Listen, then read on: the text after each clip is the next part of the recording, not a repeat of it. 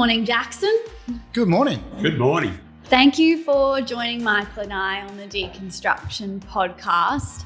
We will jump straight into an introduction to who you are and what you do. So, who is Jackson Hills and what is your role at QShelter? Well, first of all, thank you both for having me on the podcast. I think it's a terrific medium that you've created for these conversations. My name's Jackson Hills and I work with QShelter or Queensland Shelter. And we are the state peak body for affordable housing and also specialist homelessness services. So two streams of activity that obviously relate to one another very closely. We represent around 100 community housing providers right across Queensland, so they deliver low-cost housing, and about 200 specialist service providers that help people that are doing it tough in our community. Been doing that for the last couple of years, and I've got a much more interesting history prior to that, but 2 years in our sector working on this issue every day. And so when you say that QShelter represents those bodies, you work closely with them, have meetings with them. How do you represent them? Yeah, so effectively the way QShelter works as a peak body is we operate at the system level, right? So the housing system is very much a system. It's got probably a broken system at the moment that you've been discussing on some of your other podcast episodes. But we represent, all those providers in their conversations with government around the types of resourcing and funding they need to really target that into their communities. Understanding sort of different trends that are happening across different cohorts. So it might be youth, it might be First Nations people, for example. It might be people living with a disability, it might be mature age women. So understanding the nuance in the housing system and representing those nuances to government policymakers and other investment partners. We also work on building the capacity and resilience of our sector. So this is not a sector that we want to be here for 5 years. We want it to be here for the next 500 years, really, helping people in need. Hopefully we don't need to provide the sort of crisis support we currently provide at the same level into the future. Hopefully we can prevent some of these issues from happening in the future. But at the moment, as I think you're quite aware and your listeners would be, we've never seen the housing environment so severe in Queensland than it is right now. And a topic that we were talking about was all of the increased population growth that we're going to see I would say short term in Queensland. How significant is that and how is that going to increase impact on our housing and homelessness? Yeah, it's a great question. I think you've got, and you just described that really well, you've got current need and future need. And I think as population grows, you always there's a percentage of that that's going to be high need. It's just inevitable. And especially when you don't have the sort of housing supply that you need, that's often more pronounced. So just to give your listeners a bit of context for this issue, there's around 22,000 people in the 2021 census that are, I guess, classified as homeless on census night. We think that number is probably underreported, particularly in First Nations communities and First Nations people. But 22,000 people that are technically homeless, 150,000 households that are living in housing stress in Queensland. And what that means is they're spending more than 30% of their household income on their housing costs. Some of them are spending sort of close to 60 to 70% on their housing cost, which doesn't leave much money to save or to even get close to building wealth and obviously being able to purchase. So they're the sort of numbers we're dealing with right now. So if you then go, well, what's coming to Queensland? And I was just saying to Michael offline that in 2021 alone, we had 50,000 people move here from southern states to get away from some of the COVID restrictions. That's internal migration. But we have about 2% growth every year in Queensland with natural population and other sort of inflows like immigration. We've got 2.2 million people expected to come to southeast Queensland by 2046. That's what the latest planning is telling us. And that's around 900,000 new dwellings required in southeast Queensland alone. So obviously we're a bit concerned with that because we've got this high need already and we know there'll be more need in those numbers as well going forward. Wow. And does that account for people who already are, like they're not relocating cities, but they're, say, moving out of their family home and into an apartment and those people as well? To some degree. I think to some degree the plans that are coming out, like the South East Queensland Regional Plan, are starting to wrap their head around that a bit. And I think what you're really going to there, Emily, is that we know household formation's changing. So the number of people living in each dwelling is actually decreasing. So that also provides an additional need of product, because you need more homes to accommodate those that aren't sort of living in the bigger households anymore. That's a trend that we think will continue. So that's being captured in the plan. And then the real question is, well, what's the housing type and product we need to deliver against that? It's probably things like, we need a lot more density in our inner city urban areas, so a lot more apartments, service departments, access to support services. So all of those things usually happen in our cities. So that's why a lot of the discussion at the moment around planning for SEQ is around what growth looks like and what density done well looks like. And I know that can be a bit of a polarising conversation, so it's one that we're really keen to have with the community, because this growth is coming. So I think that question's already been answered. I think the question we've still got to answer is how you deal with it. Types of homes, right-sized homes in the right locations, and this is where we've got to partner really closely with property developers, building construction industry, your sector, and also the community in particular, to actually understand what's coming. You see so much information come. I don't know how you keep up with it in terms of relevant information. Do my best. It's just like, wow. But yesterday I saw, a piece about someone who's done an analysis. I think it was about the number of homes that will be suitable for granny flats. Yes, okay. And I think it was about 600,000 throughout Australia.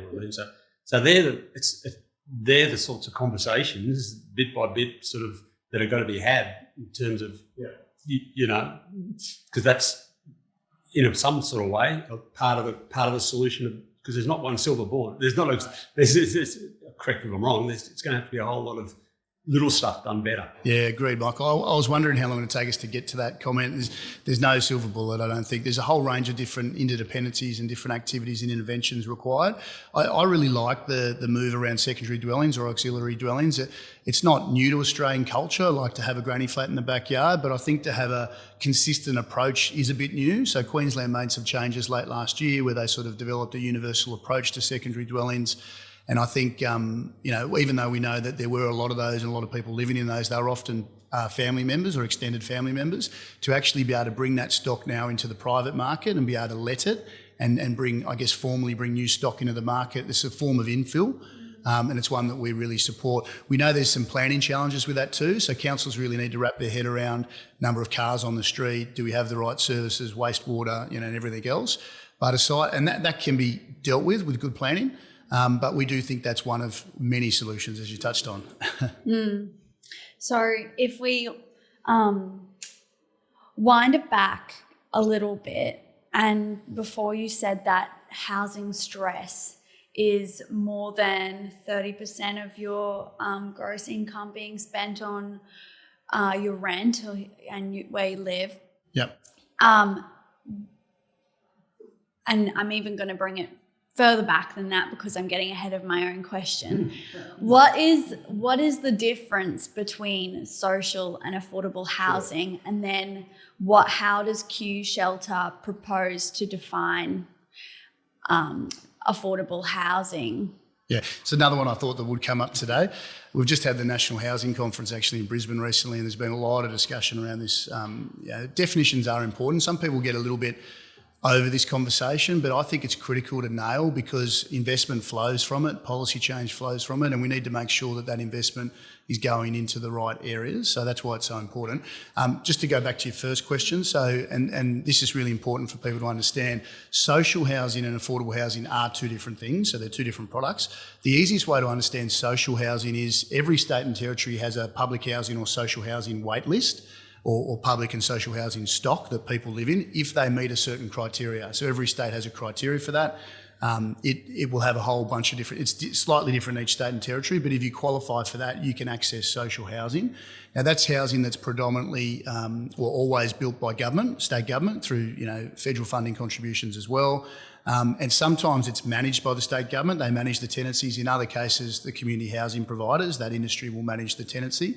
But effectively, social housing is for people that qualify for public housing and they're on the social housing wait list. So hopefully that's clear. The one that's less clear is the affordable housing category.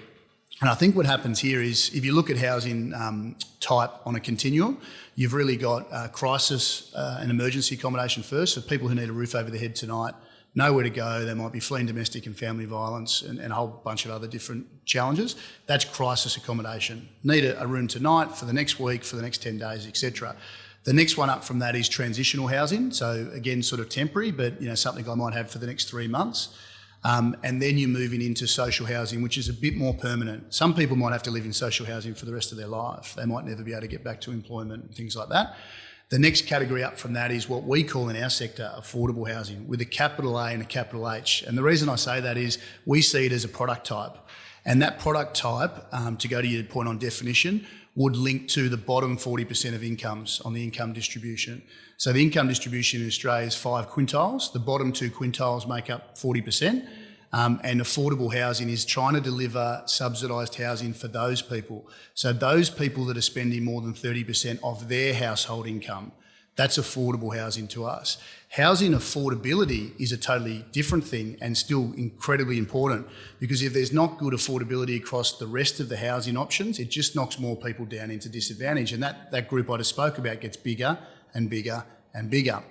So I wish I had a whiteboard to draw it on because it might be a bit clearer, but hopefully that goes some way to explaining that. For us, affordable housing as a product type is housing that goes into meeting the needs of people on the bottom 2 income quintiles of the income distribution, heavily subsidised by government to meet the difference between subsidised rent and market rent, and that's how a developer or an operator can actually make that investment kind of stack up as well.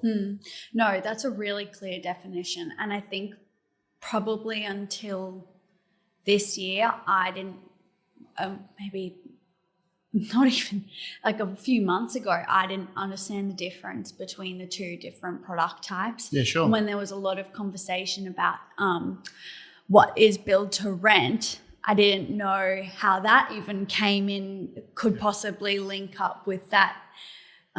So that is a very good explanation. Thank you. Are we going to touch on build to rent? Please do. Yeah. I'd love to, because this is an asset class that I'm actually personally quite interested in, and followed the development of multifamily in the US and build to rent in the UK, far more developed systems than here in Australia. Obviously what we're seeing in Australia at the moment, particularly in Sydney and Melbourne and now in Brisbane and a lesser extent the Gold Coast, is the start of a really important development. And for me, the primary thing you'll get with build to rent is more rental stock. And you'll get some longer tenure out of that too. So one of the challenges with our rental environment, which is very real to our sector because they're predominantly renters, right, that we're trying to help, is some diversification of rent. At the moment, the only way, really in Australia, most of the rental product is owned by mum and dad investors, as you would know, your listeners would know. 95% of the rental market's owned by mum and dad investors, and the lion's share of those investors own 1 or 2 properties. I think there's a bit of a myth that everyone's walking around with a portfolio of 20 properties. I think there are about 20,000 people in the country that have large portfolios, but the lion's share of that mix is 1 or 2 properties. And so those people can be highly leveraged. They're in the same cost of living crisis that all of us are. So when there's a change in the interest rate or a change in insurance premiums or strata fees and everything else, they have to pass it on. So when they pass it on and rent goes up and everything, it's scarcity of product, and there's this feeding frenzy at the bottom of the rental market. So it's fragile. What we like about institutional ownership or one line of ownership over rental product is you can get some longer tenure. So you might be able to do 5 to 10 year rental agreements in some cases, and just gives people a bit more surety over where they're living. We also think that that's a great way to trap government subsidy as well into one owner over a good portion of stock. Our interest in build to rent is probably what the affordable portion looks like. So build to rent brings more stock into the market, which is great. We need that. So that's that whole housing system part I talked about before. But how you deliver an affordable product, at the moment, it's really a discount to market rent type of product that they look at as affordable in that category. Government has done some tax concessions to aid developers to deliver that, but it's discounting market rent typically against the price in that property or scheme, not necessarily targeted at the bottom 2 income quintiles I spoke about before. So it's more giving a discount on the rent in that building rather than meeting what your definition of affordable housing would be. Correct. Or the QShelter's proposed definition. Yeah, and that definition that I talked about is probably universally held across the a community housing system. Yeah. But you're right, what you just said there is spot on, and I think we need both though. So I don't want anyone to think by listening to me, I actually am fascinated with build to rent and we need lots of it. But we also need lots of what I talked about earlier, and that's product aimed at the bottom 2 income quintiles. One way you can do it, interestingly though, is a build-to-rent platform might partner with a community housing provider, and through the subsidies that CHPs can capture, they can deliver the product I defined within the build-to-rent scheme, and that's happening a bit in Sydney and Melbourne at the moment. The other thing about build-to-rent, and you know more about it, is it's a different community mix too, isn't it? So it's built with the idea of making sure that there's accessibility to services and spot on, and and just livability issues, everything like that. So I remember, in my youth, or when I got married and all that sort of stuff, it was if you couldn't afford to live by where you were renting, you just had to go out. Yeah. So it was just that was the only option. Which now this creates almost a European type thing, where if you're going to be just married with one kid or small family, build to rent is an option. Yeah, spot on, Michael. I mean, families need to be able to live in Brisbane into the future. I think that's probably what we're really saying there. And the livability is a huge part of the build to rent approach and has been overseas. The things that they build into those buildings, like the livability, the amenity, is really important to make that model work. And I think, one of the things that we know about it too is that they're usually going to be located in locations that are close to public transport systems and jobs and employment and education. And so that's really important to the people we represent too. So just getting that product mix right. The other benefit of it too is you're going to have diverse communities in there, which we think delivers great social outcomes. So what we're trying to avoid in the social housing and public housing space now into the future is just building towers of people with the same challenges.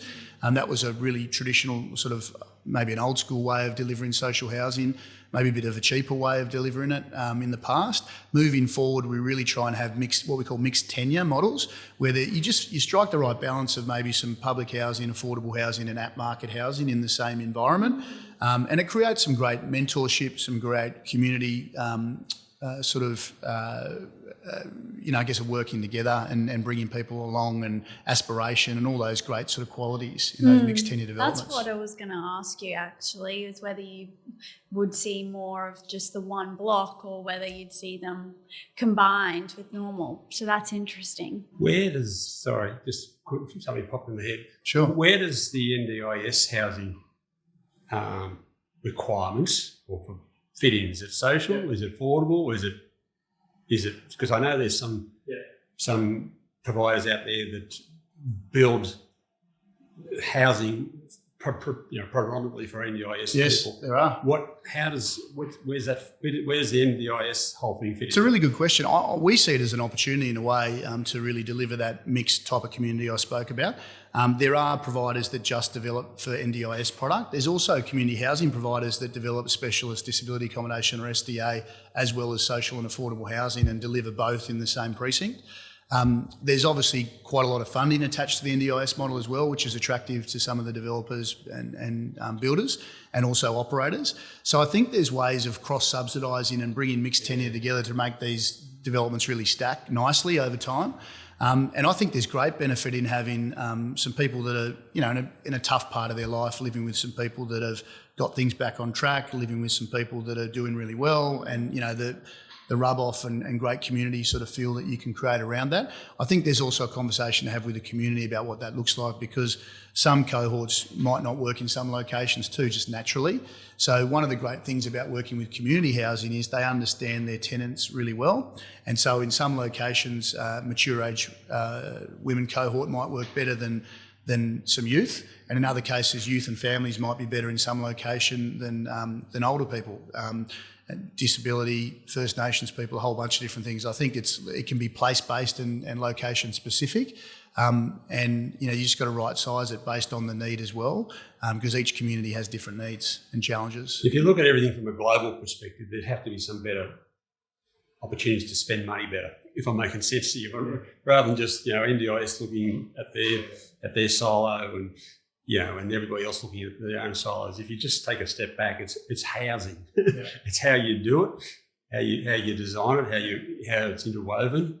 This comes up a lot, this point, and I know we've started to work across the system a lot more, working with, and you had my great friend Kate Raymond on here recently from Master Builders, and we work with the Property Council and the UDIA and other groups, Queenslanders with a Disability Network, because we have to understand everyone's needs and try and find a way to bring that together, as you said, to be the most economically friendly model too. One of the things we know about doing things in silos is that it doesn't produce great economic benefits either. So by aggregating some of this and looking at it long term too, we can actually get a better impact on the economy. So one of the things I'm most passionate about is supportive housing, which we haven't even touched on. I should have mentioned it when I explained the housing continuum. So what supportive housing is for people that don't just need a roof over their head, they actually need bespoke services and support to get back on their feet. So these might be some of the people that you see in Brisbane, living under the bridge, for example, or over in Musgrave Park. I'm sure many of your listeners have seen this. People in those circumstances don't just need a roof over their head, they need some sort of long-term support as well. And so there's some models like Common Ground, for example, or the youth foyers that are around that provide housing solutions with supportive housing support services in the built form, so in the environment. And that's another form of housing as well. And then eventually when you get some of those people back on track, they get back to work. Some people I've met through Common Ground are now paying off their first mortgage, for example. They're back on track, and then obviously they're contributing to the economy. So when they're living rough on the street, it's a terrible social situation, but it's also a terrible economic situation because there's lots of interventions with the justice system, with the emergency health system, and a whole bunch of other aspects you can probably imagine. Yeah, absolutely. And so that all has a cost.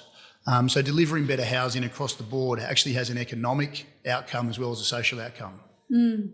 Yeah, wow. I actually wasn't aware of supportive housing, so that's I'm gonna have a look into that. Yeah.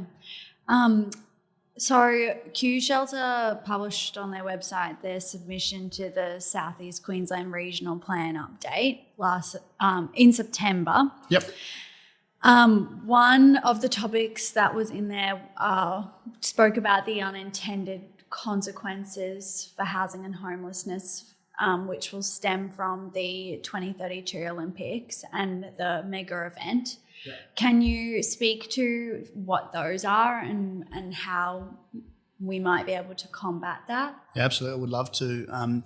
This is a real passion of mine too, because I actually worked in the sports system for 15 years. So I'm actually really passionate about us hosting major events like the Olympic and Paralympic Games. And we know it can have a massive economic impact on our economy generally, but we also know that historically these types of events have had an impact in community as well, which is what you're going to. So now I work in the housing environment. I'm really passionate about making sure that these events can actually improve our housing environment, not actually worsen it.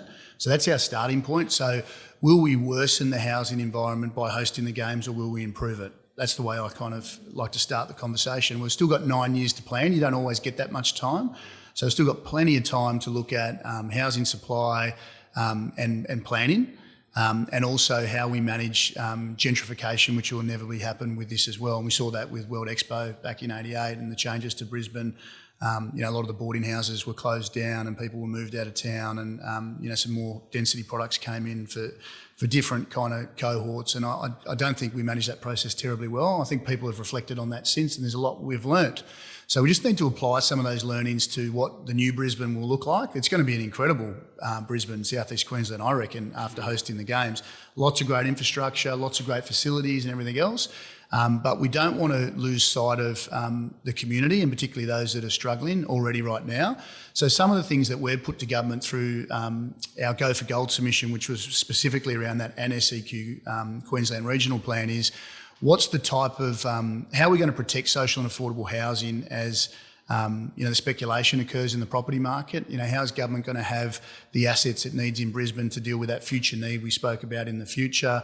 How are we going to ensure that the community housing industry is strong and resilient enough by 2032 to deal with the sort of tenancies that they are going to inevitably need to manage? So that sector needs to grow. And how do we sort of get some mechanisms in place to make sure the new developments are actually achieving the level of supply for social and affordable housing they need? And this gets us into a few more interesting debates around mechanisms to achieve that. So one of those, for example, might be inclusionary planning or inclusionary zoning, which means that in new development areas there might be a set target that you try and achieve of social and affordable housing. 15% or something? Yeah, and at the moment I think the government, I've got to say, have been quite ambitious in their plan. They've actually set a target of 20%. So there'll be lots of views on if that's the best approach. For me, I'm a bit more open-minded than that. There's setting a set target of dwellings that need to be met for social and affordable housing. There's contributions that developments could make to that cause. There's also maybe some shared equity around land and acquisition that can be looked at as well. So there's multiple pathways to kind of get in there. The other thing we don't want to do there is sort of, I guess, shoot ourselves in the foot before we've started. These types of mechanisms need to be transitioned in. And when they've been discussed before, people have talked about just bringing them in straight away. It's so difficult for a property developer and a landowner and an operator to kind of deal with that when they've got stuff in the pipeline already. They've already done their feasibilities, they've already done their negotiations, and all of a sudden, got their financing in place based on. So it's got to be on new stock. It's got to be into the future. I think we even understand that as a sector who would be the beneficiary, and we want to work closely with the development industry and building construction to find the right settings to make that work. But I do think we'll need mechanisms like that to protect the type of housing we need in those inner city urban areas. If we don't, what Michael said earlier is those people of disadvantage will get shifted out to the regions. And in some of the regions, we don't have the service provision or transport systems and things to support that. And that's what we're really concerned about. So I hope it's a long answer, but no, hopefully that's that good. helps. The whole conversation about the impact, the Olympics will be judged to success based on a legacy. And it's going to be a legacy, not about sporting achievements. It's going to be about Agreed. better transport, better livability, Southeast Queensland, predominantly Southeast Queensland. But I was down in Sydney when the 2000 Olympic Games, and I can remember one of those shocking sights I saw, and it wouldn't happen these days, would be the Olympic course ended up going up through Taylor Square. Oh, yep. And they literally moved which was a gathering for the homelessness. They just moved the homelessness wherever. Because it wasn't going to be a camera opportunity, it didn't want to be seen, anything like that. That would not happen. That could not happen, or wouldn't be allowed to happen. Social media would not happen in 2032. So the nuances associated with dealing with our crisis situation better be spot on well in place bed before 2032, because that would, I think, quite rightly in 2032 would see some very significant outrage. Yeah, that's a great point, Michael. And I think what we know, one of the great things about living in Australia is that we don't have the worst situation in the world. Having benefit of travelling to the US and some of the more less developed countries, the situation there is far worse. It doesn't take anything away from the need that we have here, and we just never want to get that bad. We want to improve our situation. So that's the approach we've been taking to planning for 2032. But I do agree with you that we know that the past games, depending on which country, like some of the autocratic countries that have hosted games have had a more direct approach in that regard. And we saw that in places like Brazil and Beijing and some of those games. But even in London, even in Sydney, as you mentioned, there's been this approach to kind of, I guess, I can't think of another word than just say clean up the streets. And it hasn't had a very sort of social justice kind of approach to it. It's been very tourism focused. What does our city look like when people arrive here? And both are critically important, right? And why can't we deal with both with 9 years to plan? It's a magnificent opportunity to get on the front foot and say, well, we're going to, part of what we're going to show the world is that we can really address some of these issues which have just generally just been tried to be swept under the carpet to a large extent and ignored from a publicity or media perspective. Yeah. Now, we're going to get on to a topic here soon about the construction environment, I'm sure, because when you said a silver bullet, if there was anything close to a silver bullet, I don't think there is one, it would be building mass housing supply quickly, right? And we know that's a real challenge for your sector at the moment. So that's one of the biggest impediments we've got, because moving people somewhere means having more homes. And that's a real crunch point for us at the moment. You mentioned before about trying to prevent people moving out and out and out. Why, and that kind of would look like the greenfield developments. Why is that not, why are greenfield developments not always the most sustainable, if we were just to rely on doing that? This is the classic debate in growing a city, isn't it? Like going out or going up. And I know, I probably take the view, and I'm a novice in this space, but it's been working in it in the last few years and got to understand, how how it all sort of comes together. There's probably an argument for doing a bit of both. I would have thought that's the diplomat in me coming through there.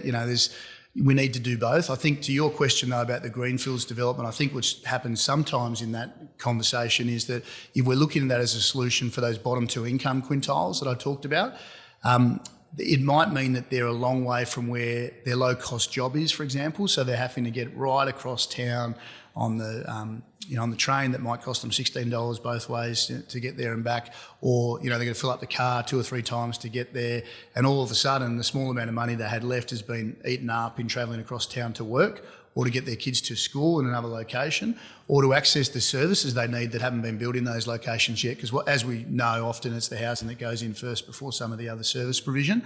So that's why it's been difficult for the bottom 2 income quintiles. I think it's definitely got a role to play in housing affordability more generally though. So let's just call that more modest housing that someone might be looking to purchase or rent in that doesn't have some of the challenges that I spoke about earlier. So that's where I just think there's a bit of nuance in this thing about affordable housing as a product and housing affordability more generally. So obviously greenfields is one of the cheapest and quickest ways for us to open up more land, provided it's serviced and it gets the infrastructure support it needs from the state government and everything else. So that's one pathway, and the other pathway for us, which is probably a little bit more challenging but necessary, is to find a way to do the type of infill development and medium to high density development we still need in our inner city areas, because we do need some of these families on the bottom 2 income quintiles to be living in those locations as well. So we have to find a way to do both. Yeah, bit of a conciliatory answer. Sorry about that. One of the common responses when you listen to just general commentators is that we've got to bring on more stock. Well, that's I think most people who aren't informed just think that's opening up more greenfields. Yeah, you know what I mean. So that's why the conversation has to be had about. No, it's a mix and match. It's got to be. We've got to go back, I think, and reinvent or re-look at our current footprint. And if necessary, bring on more stock. But what does that stock look like? What do those houses look like? And you just can't keep on going out and out and out, because you're just going to start bumping into climate change issues associated with, bushfires, and, councils are not just going to approve where certain areas were previously allowed to be built. Well, I don't think anyway. Yeah, and I think what you're saying there too, if you look at the South East Queensland Regional Plan, I mean, again, the government's been pretty bold here in the first draft anyway. We'll see how that holds through the consultation process and everything else, but we're backing in lots of parts in that plan, because it does go to really being quite targeted with the type of infill, what will be approved in the future as part of the target. So it splits infill development versus greenfield development and opening up new land.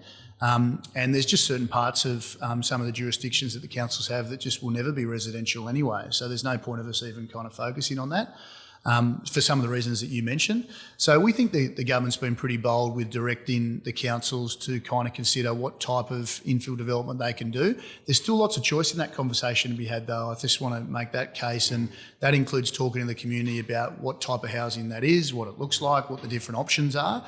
It doesn't all have to look the same everywhere, and there's great examples overseas, as you and I were chatting about before we started, about how some of that's been achieved, particularly in the Nordic countries and parts of London, parts of the US. We were talking about how there's going to be a broad range of solutions and not just the one silver bullet. So what kind of low-hanging fruit is there now that can combine their tiny homes and granny flats, as we were speaking about, and getting people, what do you see as being the most sort of efficient and realistic solutions that can be used? Thanks for asking that, because I think we just see this severe need every single day, right? That's the group that we're sort of talking to most, and I know people personally that are affected. I'm sure many of your listeners do as well. So I come to work every day conscious about what you can do today as well as what you can do by 2046, right? So in terms of the now space, so let's just call that now, what we can do right now, immediate needs. One of the biggest challenges is traditional construction at any real scale, as you guys know. So there is the new technology coming into the market, modular and prefabricated housing, and we're supportive of that and would love to see the government even scale up the work they're doing in that space. So there's the work that Energy and Public Works is doing through QBuild with the modular methods of construction. There's 11 providers on board at the moment. I know there's probably another 25 that would be interested. So seeing that program expanded. One of the ways to really grow that industry though is the government themselves have to place a really large order. So I think at the moment, there's an order in of about 30 or 40 properties in the social housing portfolio. Imagine if the government said, we're going to order 1,200 of these or 2,500. Then that will drive the industry's development in that space. And even though the material costs aren't necessarily lower, as I've been well educated on, I know that the speed is the most interesting thing there, of course. Safety. Yeah. New. Going to get me on my hobby horse, so I'll get back off it. But it's a new way. It's built manufacturing way. Yeah. So you, in theory, if you're in the right place, you could go 24 hours a day with shifts. Yeah. No weather, no delays. If you want to bump up diversity and get more female participation, you create a new class, a new skill set, and because that's a different, that's a manufacturing thinking as opposed to so it's just so many advantages to. I think I've found another advocate here. I just can't believe it hasn't happened on a massive scale before. It just, particularly if you got it. I visualise about somewhere close to amenities like solar farms, and you can build a manufacturing hub with basically free electricity, have a skilled workforce coming in and just banging stuff off locally or even overseas. If you did it, so to me, it's just a no-brainer. Been a no-brainer for about 5 or 6 years, but this is just this crisis. If there's one good thing, I shouldn't call it a crisis. This challenge just puts the focus back on prefab. But the government's going to have to come in, I think, with a big order. Yeah, they need to. I think a big order would really help that grow, and that's what the industry's been telling us. I'd love to see that industry develop and get some representation too, so they can really get themselves organised and make really good advocacy into government, because I think that is one of the challenges in a new industry.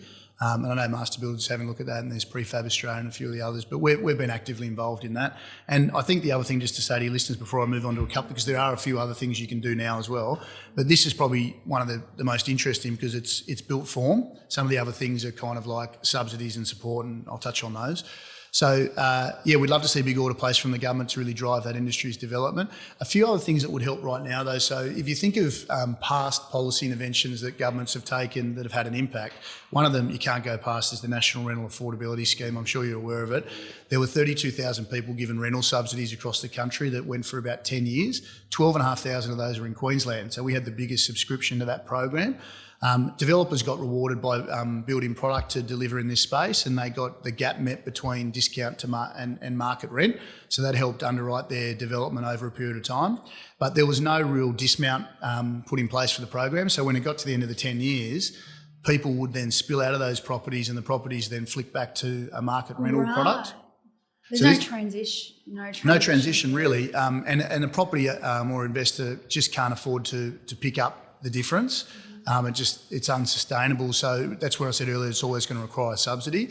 So if you can imagine 32,000 people sort of coming out of those agreements into the private rental market that's never been higher priced, less stock available than it is right now, that's a real issue, and 12,500 of those in Queensland. What I will say though is our state government's the only one who's had a look at that just recently, not the last few years, but just recently. They purchased some of those properties that were expiring so they could keep them as subsidised rent. So they purchased about 550, I think. But also I think they're looking at what they can do with the remainder that are rolling off. So for me, that's not new stock. So new stock is really important. It's existing stock, but it's existing subsidised stock for people that can't afford market rent. So that's another thing you can do right now. And, I've heard some positive things about what they're looking at there as well. The other thing that I think we can do right now is look to support the community housing industry to grow in Queensland. So we're relatively small compared to the other states and territories. So just to give you a comparison, the state of origin comparison, which people love to make between Queensland and New South Wales. So New South Wales have about 130,000 properties in their social housing portfolio, and the community housing sector manages close to 50,000 of those. So, a good portion, 45%, I think. In Queensland, there's about 73,000 properties that are in the state portfolio, and our sector's only managing about 12,500 of those. And the ones they manage, they don't have any title over, so nothing on their balance sheet. They have short-term rental agreements for 3 years on. So you can probably imagine they can't debt finance or sort of leverage that to go and build more properties. In New South Wales, they have long-term management agreements up to 30 and 50 years on those leased assets. They own some of the stock too, so in both cases they can leverage that to kind of finance against and build more stock. The great thing about community housing is if you build more stock, leveraging your portfolio, it always stays in not-for-profit hands. So it's an investment in perpetuity. It doesn't get spun off into other types of development. So we're really working closely with our state government here in Queensland to change the settings a bit for community housing. We want community housing building and government building at the same time. When I say government building, it's not government building. It's all the building construction firms around Queensland building, but they're building for both anyway. So we need to support the not-for-profit industry growing at the same time as the other parts of the system. From a government perspective, the more community maintenance, there's less maintenance for the government on terms of their stock, which, as I understand it, is always an ongoing challenge, particularly up in Queensland. It's a huge cost. And I think part of that comes down to how long you do the lease agreement, because obviously if you do a longer term lease agreement, you can probably shift some more of that responsibility onto the operator. The shorter the lease agreement, the obligation is still probably on the owner, which is effectively the government. We also know, and I've got to make a case for community housing, one last little plug, that community housing providers can trap other benefits like GST concessions in their developments that government can't capture. They can also capture Commonwealth rent assistance, which has gone up recently, which governments can't capture on their side of the portfolio. So if you aggregate that over a large number of properties over the next 10 years, you're talking hundreds of millions of dollars in efficiency. They also have a slightly better tenant ratio in terms of support. So what I mean by that is that the number of staff they have on their books to work with tenants that need kind of tenancy management support and things like that, it's a much smaller ratio. So there's some efficiencies in management, but there's some concessions that can be trapped in the development model as well. And I think what we know then is that they can make a dollar go further too. So say, just give you one last example, and this might be a little bit, hopefully this is not too boring, but the federal government recently announced this $2 billion social housing accelerator program, of which $398 million will come to Queensland. That's to build about 600 new social homes in Queensland. And are those are houses, or is that units? It'll be a mixed type of product, but it'll be 600 new dwellings. Okay. So to use that term, that means different things to different people too, by the way. But yeah, it'll be a whole range of variety of different, and it'll be based on need. So there's a bit of work that the Australian Urban Research Institute, or HURI, is doing on behalf of the government to kind of define where the need is most going forward against the population. So it'll be targeted investment. But those 600 homes, if the government built them by themselves, they can build 600. If they work with community housing, they might be able to turn it into 700. So that's essentially what I'm getting at, is through those partnerships, through trapping those other concessions and subsidies, they can make every dollar go a bit further. So that's another thing you could do now as well. Because that $2 billion literally fell out of the negotiations with the Greens, didn't it? Greens, yeah, through so it was sort of an 11-foul idea, so that you would think that there'd be plenty of scope for some sort of nuanced negotiations going on in terms of how to spend, how to make the bank, because it hadn't been on the table for a long period of time, had it? It's definitely new money. And I think the other thing to sort of touch on there too is that that's new capital funds, right? So there's capital funds and finance, and we need both in the system. So that is literally cash that's been provided from, the taxpayer, but through the federal government to the states, additional cash on top of their existing commitments. So that helps go build stuff now. They're actually meant to, it's not going to be hard to build it all in 2 years, but they're meant to have started those properties in the next 2 years, which is going to be tough, I know, for the building construction sector. So some of that will come down to, capability and location and how full different building developers' books are and all that sort of stuff, right? But it's a good start to have government underwriting that development too. It just gives it a little bit of security that it's clean new money. Yeah, that's right. All right, I have one last question for you, because I feel like we could sit and record a whole entire day episode. I'm happy to come back for another one. You advocate for other people's well-being and their future plans and sustainability in your role. What do you do to look after your own well-being so that you can have a sustainable career role long term? Great question. Lovely question. I'm glad you finished with that too, because it's something that doesn't get focused on enough. I know I've worked in the not-for-profit and NGO sector other than a bit of time in government my whole life. So it's one of the things that's underdone in our sector is people looking after themselves. At QShelter, we've been funded by the state government to develop this workforce wellbeing program, which we're doing with the other peak bodies. And that actually is about the workforce looking after itself, because if they don't, it'll fall over and we won't be able to help. So, but to answer your question a bit more specific than that, I mean, some people comment on my, like I put a lot of the stuff we do on work up on LinkedIn. So a lot of people come up to me when I go to events and they say, oh, geez, you guys are doing so much, you're working your tail off and everything else. And I'm like, yeah, we do work pretty hard. But what they don't see is probably, what I'm doing to look after myself. And I'm a big believer in, balance and, having all your cups full, not just, your intellectual cup, which is where I put the work and career stuff.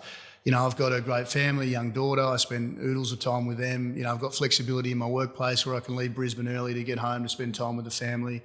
I can do a bit more work later on at night if I need to, but the flexibility is great. And I kind of mould it around my life a little bit.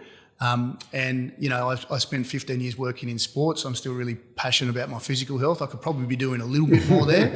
But I do go to the gym most days, to be honest, which people wouldn't believe, but sometimes it's late at night. But it's more for my mental health than it is for my physical health. 100%. Yeah. It's for the mind. It's an hour where I can kind of switch off and listen to some music, or maybe listen to a podcast and do some personal development as well. And the last thing I'd say is people go to me, you spend a lot of time in the car, which I do, probably 2.5 hours most days, going to and from Brisbane, other meetings, etc.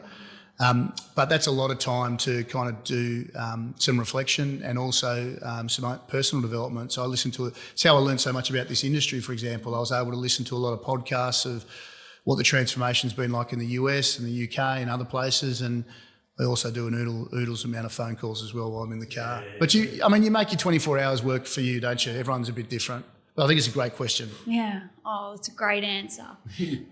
Thank you for joining us. You're such a big brain and we've learned a lot. And I think that we could make an entire series out of this. Well, maybe we should. And we're actually exploring whether we need to be doing more, because I think it's a great medium to have these conversations. It is. Like we do a lot of press, but it's a lot of sound bites and it's a lot of high level stuff. And it's hard to have the long conversations like this. So thanks for bringing us on, and other people across the housing system. You've had some really interesting guests. So if we can help you with some more, let me know. Thank you, Jackson. Thanks, Jackson. Thank you. I hope you enjoyed the podcast today. The information we discussed today was just that, information only. It is not specific advice. If you take action following something you heard today, it is important to make sure you get professional advice about your unique situation before you proceed, whether that advice be legal, financial, accounting, medical or other advice. Please reach out to the Helix team if you have any questions or if there's another topic you'd like to explore. And if you know someone who might benefit from the show, remember to tell them about it or point them to our Instagram, Facebook or LinkedIn.